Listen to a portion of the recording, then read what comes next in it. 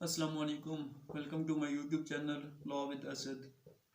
आज का जो हमारा टॉपिक है वो article 14 of the constitution of Pakistan, inviolability of dignity of man etcetera. यानी कोई भी इंसान की जो इज़्ज़त है वो इनवायलेबल है। कोई भी बंदा किसी भी इंसान की इज़्ज़त को, डिग्निटी को, उसके वक़ार को मजरूह नहीं कर सकता, उसको वायलेट नहीं कर सकता। ये चीज़ इनवायलेबल है, इसको आपने वायलेट नहीं करना। यानी इंसान की जो डिग्निटी है उसकी जो प्रोटेक्शन दी गई है वो आर्टिकल 14 के तहत दी गई है। ये हमारा फंडामेंटल राइट है। तो जो है ये basically protection of dignity of man, यानी हर इंसान की जो इज़्ज़त है वो महफूज है। कोई भी इंसान किसी की जो है वो इज़्ज़त को या उसके वक़ार को मजरूह नहीं कर सकता, डिफेम नहीं कर सकता किसी भी इंसान को। आइए इसकी डायरेक्ट लैंग्वेज को देखते हैं और इसको एक्सप्लेन करते हैं।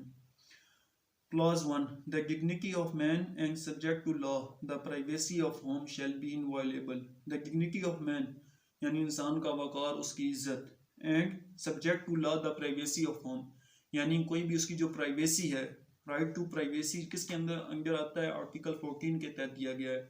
यानी जो उसकी प्राइवेसी है, हर किस्म की प्राइवेसी इंसान की होती है, अगर वो होम से रिलेटेड है या उसकी जो प्राइवेट लाइफ है उसकी जो प्राइवेसी है उसको जो भी आप वायलेट नहीं कर सकते। यानी सब्जेक्ट टू लॉ तो है, लेकिन कोई भी बंदा आम जिसके पास अथॉरिटी नहीं है, अगर किसी ने किसी की प्राइवेसी को वायलेट करना है या उसमें दखल अंदाजी करनी है तो वो सब्जेक्ट टू लॉ है। जो लॉ प्रोसीजर बता रहा है, जो लॉ की रिक्वायरमेंट्स हैं, तब तक जब तक आप वो फिलफिल नहीं करेंगे तब तक आप जो है वो किसी की भी प्राइवेसी या उसकी डिग्निटी को आप जो है वो वायलेट नहीं कर सकते। ये चीज़ें इनवायलेबल हैं।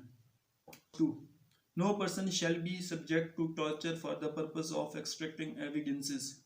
अच्छा, यहाँ प्रोटेक्शन अगेंस्ट टॉर्चर दिया गया है, जो बहुत ज़्यादा इंटरनेशनल जो कन्वेंशन हैं वहाँ पर भी इंसान, जो इंटरनेशनल कन्वेंशन हैं वो भी इसको रिकगनाइज करते हैं। जो आप टॉर्चर करते हैं for the extracting of evidences during investigation by the police authorities, यानी जो पुलिस अथॉरिटीज़ जिस्मानी जहनी इंसान को तकलीफ़ देती हैं, जो उसको टॉर्चर किया जाता है, तो उससे भी जो है वो प्रोटेक्शन है। यानी किसी भी इंसान को आप उससे एविडेंस इकट्ठे करने के लिए, यानी ड्यूरिंग इन्वेस्टिगेशन उस पर टॉर्चर नहीं कर सकते। वो टॉर्चर किसी भी किस्म का हो सकता है, यानी वो फिजिकल टॉर्चर भी हो सकता है, मेंटली टॉर्चर भी हो सकता है, इमोशनली टॉर्चर भी अक्सर किया जाता है कुछ लोगों को ड्यूरिंग इन्वेस्टिगेशन। तो इससे जो है वो ये प्रोटेक्शन दी गई है।